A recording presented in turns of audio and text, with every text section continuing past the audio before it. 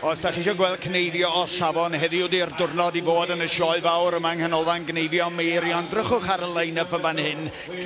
Gareth Lloyd Evans ar rhif 1, Kevin Williams ar 2, Gwion Lloyd Evans, Frawd Gareth ar 3, ar 4 Nick Harding o Loegr, ar 5 Gerallt Evans, Henry Rhys o Geredigion, ar anfarwol Nicky Beinon o'r Fenryn Gwyr ar 6. Dyna brawf I chi, fedrwch chi ddim oed yn cyfri dim, dyna dwi'n drio dweud yn y grefft yma.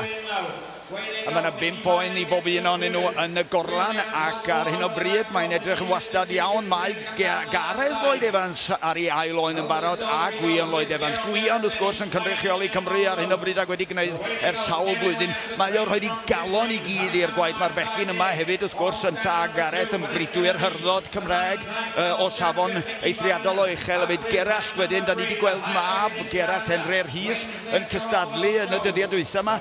Ta ddim ond 17 oed ac yn rhagori yn yr adran iau, ond ar hyn o bryd yma fo Gerallt ar y gair yn mynd I mewn ar gyfer I drydydd oen.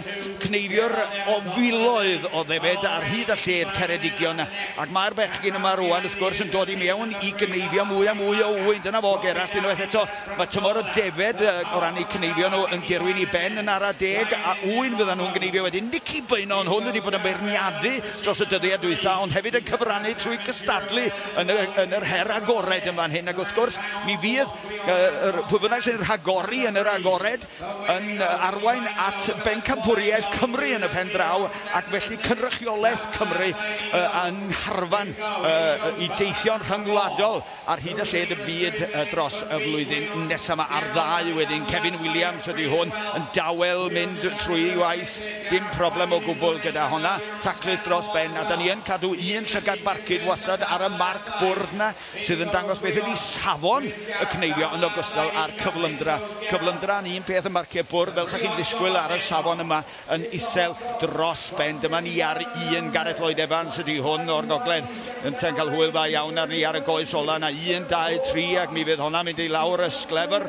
Nicky Beinon wedyn yn hyfforddwr o fri a dweud y gwir wedi meithrin llawer iawn yn y grefft yma dros I flynyddoedd o ac yn dal yn gneifio'r cyflym a safonol dros ben bod o rhyw chydig bach yn hyn dim mwy na hynny wrth gwrs na neb arall sydd yn y line-up yma. Sbiwch pa mor gyflym mae o yn hedfan trwy'r wyn yma. Taclus dros ben hefyd, dim glan ar ôl ar y corff o gwbl. Bob trawiad yn ei lle, y grib yn llawn bob tro. Dwi'n cadw llygad rwan ar y niferoedd ac ar hyn o bryd Nicky Beinon sydd ar y blaen gyda'i 5 oen allan yn barod ac yn agor y bol allan ohono rwan I chi. Ar 5 wedyn Gerallt Henry Rhys I mewn ar gyfer I 5 oen. Fawr iawn yn rhwng y bechgyn yma fel sa'ch chi'n disgwyl ar y safon yma. Wedyn 1 a 2 da ni'n sbio arnyn nhw rwan, Kevin Williams a Gareth Lloyd Evans. Dipyn o waniaeth gyflymdra fan hyn fel y gwelwch chi. 2 ohonyn nhw. Y Gareth yn fwy gofalus felly ond Kevin yn gyflymach ar hyn o bryd ar 4 wedyn. Dyma ni Nick Harding. Nick Harding cael gyfawr iawn o sylw genno ni. Mae'r camera yn dilyn bob bynnag. Nicky Beinon ar hyn o bryd achos fo sydd ar y blaen o ran cyflymdra. Fydda o'n dipyn o gamp iddo fo ddysgu gwers i'r criw ifanc yma o ran cyflymdra. Chwarae teg iddo fo. A sbiwch ar yr ymdrech. Ond mae o'n gwneud iddo fo edrych yn hawdd ar yr un pryd yn dydy'r gweithiennau yna ar ei dalcian yn dangos y canolbwyntio. Bytwn goch I Nicky Beinon, wel arbennig a dweud y gwir. Bydd Pendryn Gwyr yn falch iawn ohono fo. A mae'r gynulleidfa wrth I boddau bod o wedi rhagori.